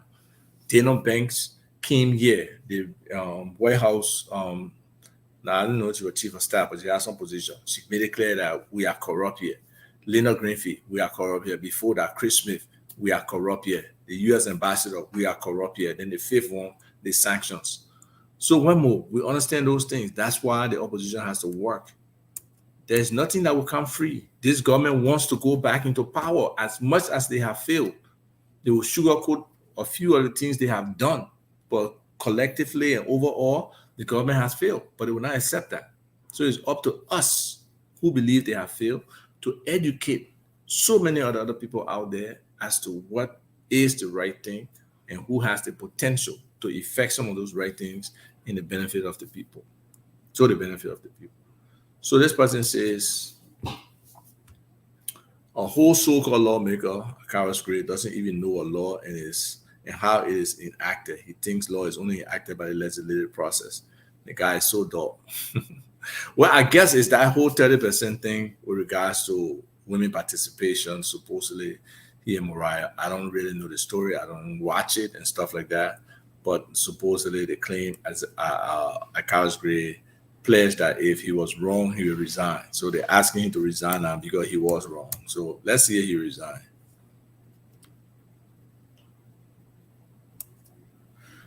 So we got from Mohammed Sidibe, you who talking, and he put in a case, my man, I'm on case from you. Nothing tangible you can show to us in Liberia. Free talking. What tangible do you want me to show you, Mohammed? What tangible can you show me? Is that a requirement of democracy that for somebody to articulate and thought they got to show you something? Who are you in terms of you as an individual? For anybody who is talking about the issues affecting this country to account to in terms of showing you something tangible. So these are some of the things that probably influence some of our people who vote the wrong way. Something tangible. So if I show you that I built bridge, or I show you that I got some people on scholarship, that's the tangible you're talking about. No, that should not be the basis. The basis is about what is my policy? What have I done in that direction? How am I articulated? What is the solution I'm offering? What qualities do I bring? Do I bring integrity? Do I bring respect? Do I bring competency? Do I bring certain qualities that align with what I'm saying? Those are the common things, Mohammed. I mean, you can always reach me on the side for us to discuss, but you're coming from a very immature perspective, and that's not what it's supposed to be. Miata Stella Herring, and we cannot base the qualification on just national, but also has continental and global connection as the person will be representing the president on that scale and level as well. Well, question, we are in a global space, and that's one of the things that are limiting us. We have a Minister of Foreign Affairs that's basically president. We can't even make a decision on this man is accused of sexual violation in the U.S. He can travel to the U.S. I believe they said his family was deported. I don't know if that's true or not. But regardless, this is a guy who should not be in that position. Even who was it blaming? I think it was Amara Conan who blamed him, the Minister of Foreign Affairs, for the stuff that's going on. And that's what, we are, whoever don't understand. Diplomacy is significant. You can't just get lobbyists to do the work that the Ministry of Foreign Affairs is supposed to do. No, lobbyists can be successful doing it. Spending $3 million plus on lobbyists, it's not going to work. The Ministry of Foreign Affairs needs to work. They need to be there engaging on a global, especially with our key partners like the US and the EU. And that man, nobody from the US will talk to Kimi right now. So I don't even know why we are in the position. It's a useless thing for we to have that man in the position. What did the other person say? In a country where 85% of the people are unemployed, how does this nonsense bill benefit Liberia? It doesn't. I totally agree with you. It really doesn't. They need to go to the drawing board and come up with a new bill. So somebody asks Patrick Kimakekula, Isaac, what is the difference between the amended law and the original pension law? So there's no one original pension law. There were 3 separate references in the executive law, the legislative law, and the judiciary law that are brought together to create this one integrated pension scheme. And it's not beneficial to the people of Liberia. So at some point, hopefully we can research and find those 3 other laws that they extracted, see what they say, and do kind of like a comparison. But at this point, we haven't done it. So, Patrick, that would be a good exercise for us to do. If you want to contact me, we can work on it together. What have they done to deserve? Nothing. They are not doing anything. You're right. These people are shameless. People are shameless. Oh man, this person is making a serious plea here. Please, oh, Mama Liberia dying, oh, every day government, every day government. Y'all keep eating our money. But you the same one defending we are just now. You see they put eating your money. That one, not only the House of Representatives, the House of Representatives for the not going to reject and return the Senate's bill calling for 50% benefits of salaries. Yeah, that's true. Yeah, but hey, it's not one person trying to eat our money, oh, several. And it's clear, man, people don't have any confidence in the Senate. They say senators of Liberia aren't in the interest of the poor people and they all need to be changed. But the same young people believe in suffering is a curse. I think the young people are waking up. I mean, I saw yesterday where some of the students from LU, and I was impressed by their presentation and articulation of the issues and what they demand in terms of tuition and other things, from primary all the way to university. Yeah, but it has to come with some kind of awakening from government in how to make sure these children have the right to education, because there are just so many of people who are dropping along the wayside, and we need to pick them up, we need to help them, and our primary responsibility, government's responsibility to do that. Then this person says Liberians are not demanding better. That's true, but though Liberians are not demanding better, a lot of people are scared, legitimately scared to talk, because they feel their life will be threatened, they feel their family will be threatened, their job could be threatened, or even if they're not in government, their business could be threatened. Because that's the whole factor that government approach right now. Watch the government. They'll be intimidating people big time. Privileges that people are supposed to have, whether it's from the airport, whether it's the VIP, whether it's just that people respecting you in those different positions and according you that respect based on who you are. They will not do it. So a lot of people will feel disrespected going forward, especially people in the opposition. My advice is act like it's nothing, because that's the government intent. They want to rattle you. They want to make you feel uneasy. They want to make you feel disappointed, frustrated, but don't even take note of it. Just do what you do. That's important, to be yourself.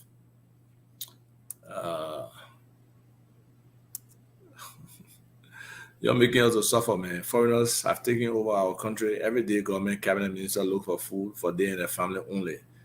Heated debate on the floor of the House of Representatives in this Thursday extra sitting session. Several members of the House frowned the bill, terminated as or draconian, only intended to suppress the already suffering. Yeah, we went through that. That's a fact.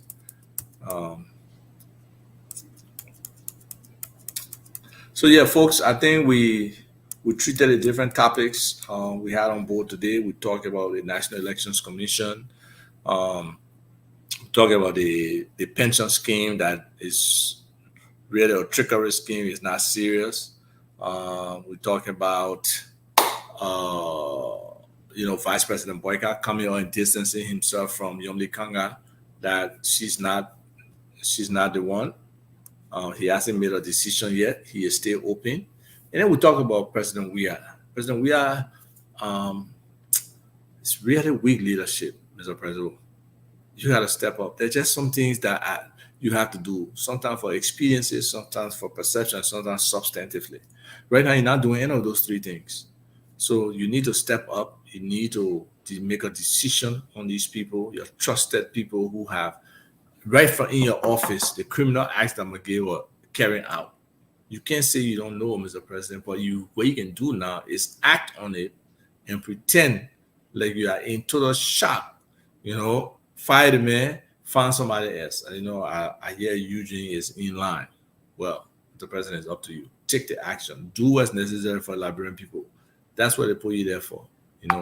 You can't keep procrastinating and expect, the people who are suffering, going through all these things will just be there. Oh, Prezo. No. I know you love admiration, being a soccer star, you used to go cheering for you. But you're screwing up big time right now. And no Liberian in their right mind will be cheering for you with the kind of poor performance you're doing. You just a real Fizzy right now. You know what Fizzy is. You can't even play ball good. You can't even go 1-2 get any kind of through pass for anybody before I say you beat the defense and score. No, you right now you're real better in the whole presidential thing here. And you need to straighten up. You need to recognize what people are telling you. Just there's so many mistakes you have made, and the people who are telling you, the public, you're not listening to them. The people around you are sycophants. You know that we had a discussion from 2009 when I told you, and you were crying about it. I told you there's those sycophants around you. You started making all crying. What about me? Yeah, that what about me? That's what's happening now. 13 years later, you still got a bunch of sycophants around you who can't tell you the truth. And until you can get people who can tell you the truth, let you know that you have limited knowledge about certain things, and try to explain to you certain things in the way it's supposed to go, you'll be a failure as a president, because you don't have the experience. Many of us who supported you, we supported you because we believe that in your heart you love the Liberian people. We heard the positive stories from the war and everything else. We didn't support you because of your competence. No. So you can't jump out today and act like you're competent, you understand all the issues, and you have the ability. No, you do not. You need to find that many Liberians out there. I'm talking about me because you know me, you I thought they can happy to get work together. But there are many other Liberians out there with the competence and the ability to help you to make a difference, to turn things around for this country. But you insecure. What more insecurity you need? You don't need to be insecure. You are the president. You are the president. President. You are at the top of the country. You're the papi. You're the godfather for the country. Nobody can take that away from you.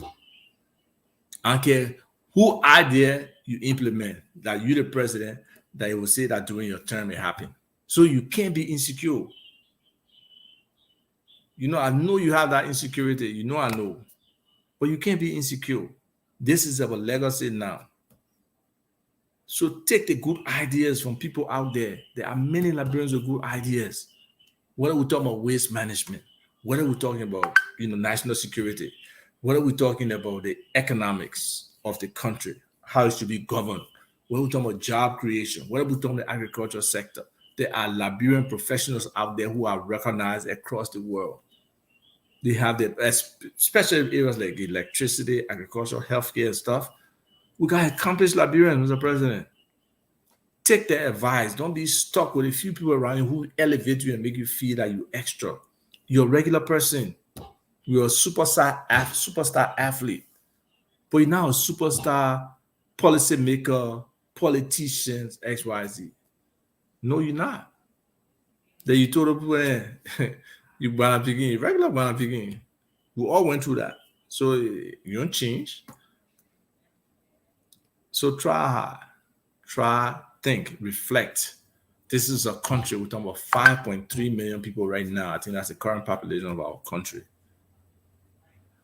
And only a few of them, you can probably count the 8 or 9 around you on your fingers who are benefiting. Compare those people. Even if you say each of them got 10 family members, plus another 10, plus another 10, and read 80,000 people that are in this country today, Liberia, who are benefiting. So change your mindset, try your best, and see how you can help us Liberians be better. Embrace the diversity that we have. Embrace the range of experience and knowledge that we have. Let people operate, create the environment for Liberians. Let Liberians enjoy the country. This is the time. Our country is a country where we can make it so attractive, so many people can want to come to. But let's set the foundation that we as Liberians can be free to do business in our country, can be free to spread our wings and get as rich as possible in our country.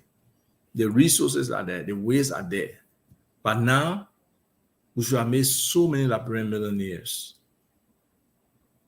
It's not that complex. Mr. President, wake up. There are business Liberians who are experienced, qualified business advisors, investment advisors, development advisors. Tap into them. Tap into them, seriously. And the thing is, some of them.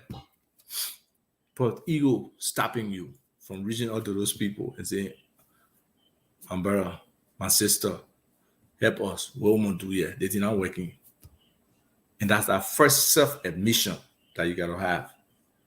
that the stuff we're doing here is not working. So we need to do something else. And what is that something else? You don't know it. The people around you don't know it.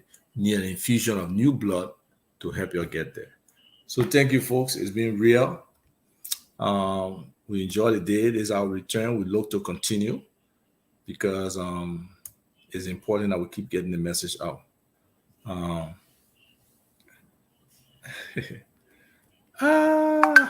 Konowa. Oh no, Konowa says, Brother Ava, this president is suffering from what I call fear syndrome. But that, I mean, this president doesn't have the capacity to actually transmit to the Liberian people in terms of discussing the issue legibly. Or I think he meant logically. So he's afraid to take actions against to get to guys around him. You know, he allows his weakness to overshadow what is expected of him. That's a fact. This is afraid of people like you and others who have got the moral intelligence to tell him, President, what he needs to do. That part is true too. I mean, I would not sit in the shadow and allow somebody to do the wrong thing while I'm around and or somebody say, I'm a high-headed big brother. Well, I can be high-headed for. Oh, please answer my question. If you're in the CZ government now, will you be talking against them? Brother, from day one, I was talking against the wrong, Caesar Fremont. And that's somebody who will swallow my tongue because I never wanted to be rich. No, that's not my dream. My dream always been to make a difference for things to be the right way. So at the expense, sometimes I deprive myself of things, I will say the right thing because sometimes people don't want to hear it. So yes, I'll be this very same person. And the proof, documented proof. I talk against Mogay, $200,000 loan, fake loan that he took to buy a house as soon as the government started. I spoke against the Eton loan. I spoke against the Ibomaf loan. I spoke against the $16 billion, that whole mess of thing where they were stealing our currency around here. I spoke against the 25 million. It's all documented in some of them I came public, some of them were in the CDC chat room. So, you know what is the coming CDC? The combative chairman. Simply because I just did letting things slide. Because when you let the small things slide, I want it to pop up. You know? So yeah. So anyway, that's just a little bit about me. So thank you. Yes, I'll be the same person. It's not about me getting rich. It's about how can we make a difference? How can we fulfill the promise we made to the people? And we made promises to people, you know? So it's not about the job. It's not about the money. No, it's about impacting people, making a difference. That's why. Oh, yes. That's why I thank God you asked those questions, because then I can talk about my man, Daniel Mayer, who has been, very significant in trying to impact education. I will share with you a post I did way back. I think it was in 2018. Yeah. October 12th, 2018, I did a post because at the time, people like Katie Myers and them, Katie Myler, that's her name, they were getting free money from the government of Liberia. And unfortunately, somebody like Daniel, who was creating a substantive institution that could make a difference for our people, he was being left to the wayside, not being given any money or anything to that effect. And you see, we talk about those kind of things because we believe in making a difference, not just for us, but for the generations that come after us. So let me share that screen with you about Daniel Mayer. This guy was really trying to make a difference. So here we go. So this was October 12th, 2018, on post. This is Bopa Memorial Academy, a school that Daniel Mayer has built from scratch in Basalet Town, near Bojise Town in Mowe, Riverside County. Could use the access and opportunity given to Katie Myler, but no, he's Liberian. His nonprofit in Liberia, Mowe Education Foundation, who have used some basic support like duty-free privileges and grading some roads so he would get his supplies to the school. The Ellen Sirleaf administration, this was from Ellen. The Ellen Sirleaf administration basically refused to support his efforts. He currently has, and that was the 350 students enrolled, but it's targeting 750 with the addition of the high school. So he's moving towards the high school. I think up to the 10th grade now. These are the heroes we should be helping and opening doors for, and not hustling Katie Milers. And where is she today? You see, this was when, and I'll show you a picture. This was when you were building the school. Okay. And you see the windows, all glass. I believe that's a septic thing. See the ceiling? This is the big assembly hall. And initially, before they had classrooms, they had a section all for different classrooms. This is a school building right here. And these are the students. All right, so now I will take you to what it currently is. And the plea that his cousin kind of sent out in terms of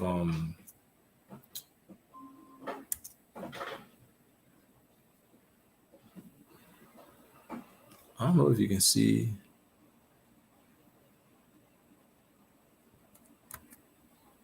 my Facebook page right now. Let me see, because okay, so let me stop sharing here and go to Diana's page.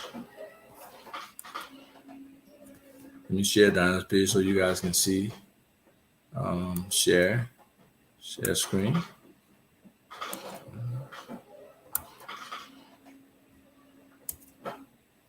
So this is the man here. This is Diana man right here. That's the man right there. Okay. And just on the 7th, that was 2 days ago. Okay. This guy was out there.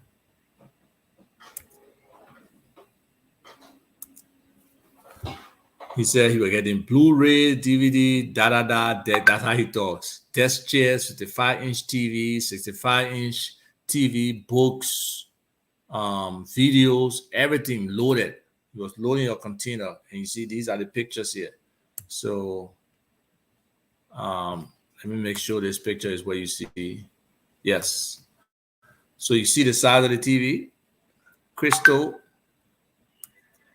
And you see he himself doing the work. This is Daniel right here.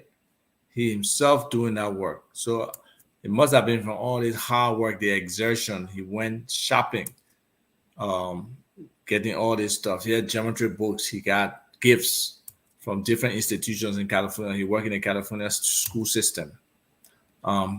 These are all the tops that he was getting for these kids. Here they are, loaded in his truck. So this kind of guy who takes his own money. See all the different chairs they got as gift. The TVs them are down here. To sacrifice for these children in Moab, or otherwise would not have had this level of education. So these are the kind of people that will really applaud, and we want people to appreciate them, because there are other librarians out there doing something similar. But not too many, not enough. And we as fellow librarians, we don't support them in their different efforts, which is not good. His cousin, man,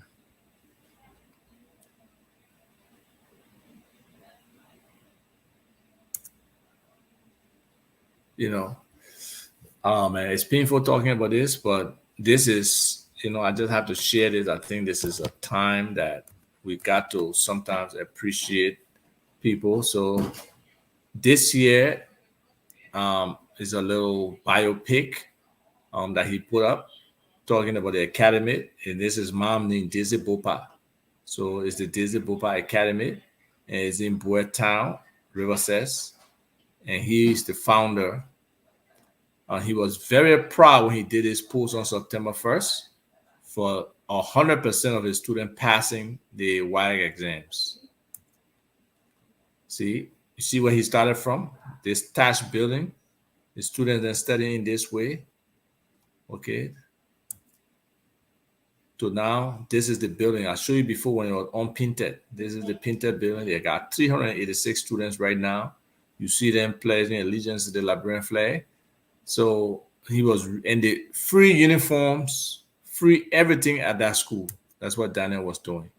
There are these young ladies who, if you know how it is in similar communities, you see young ladies like this running around barefoot, no clothes on, only their lay underwear on in the town. And, he was making a difference. These are his students right here, probably taking a test, all spaced out. So Daniel was doing a great thing. So you see it, basically he had two buildings, two similar style buildings in the same location. And this is Rivercess. Like this person said, this photo from Rivercess. Oh, yes, it is Rivercess. And Dana was doing great work in Rivercess. So he is a loss. His death is tragic. Just hope that, more Liberians can, try to support efforts like this, because it's not easy. One person can't do it. We need the village to help us raise the rest of the children in the village. And until we can have that mindset where we want to work together and improve these things, it will be difficult. But, for people like Dana, we say thank you. And we just hope that there will be more people who will come together and keep Daniel dream alive. One of my ideas is to see how we can support this, how we can get other people to do things. Sometimes people say funny things. You saw we are as breadbasket. No, I never saw we are as breadbasket. When you can go back and find where I saw we are to the people as a breadbasket, no, I really believe that we are loves Liberia or loves Liberia, because his performance does not indicate that he loves Liberia. Not to me and not to many people. I believe that he will have made a difference. He will have gotten the right people around him. He said that. He said that himself. He can't lie. And he didn't say it only me. He said it in the public.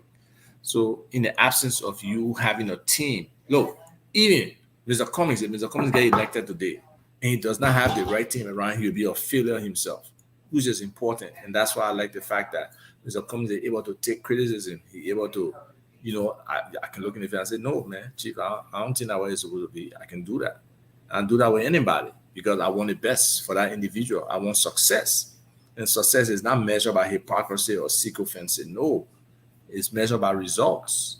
And until we can have people who can help produce the results that our president needs, that it can be elevated to being that person who is making the difference. Because, like Mr. Cummings say, if he becomes president, he said, Ava, 20 years from now, they will say Cummings presidency. When I say Ava help Cummings presidency, and that's the fact. We say we are presidency. They fail. We're not going to say Mogay as chief of staff. Oh yeah, who are the chief of staff? No, you don't ask who are the chief of staff. If I ask most of the people today, the presidential candidates that ran over the last election in 2017, who are the vice president, most of them can't remember. So it's about the president having the right team to run the country. That's what makes the difference. So, folks, yeah, Mr. Williams, my brother Daniel is gone, man. It's tough. Yeah, Daniel Mena is no more, folks. No, from what I hear, it was a heart attack. He was actually, like I just showed, put together a container. I've loaded a container, folks. It's not an easy job. If you loading a container yourself, it's not easy. It's work. It's strong physical work.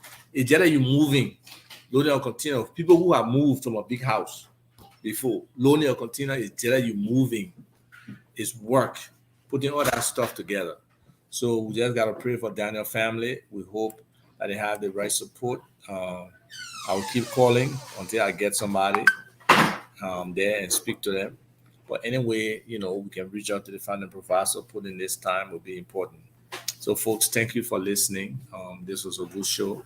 I appreciate your time. Hopefully, the next time our man Molba will be able to, stay online. We'll stay working and trying to see how we can get on the radio in Liberia. But it's been a little difficult. But we'll get there. Okay. So y'all take care. Have a wonderful weekend. Peace.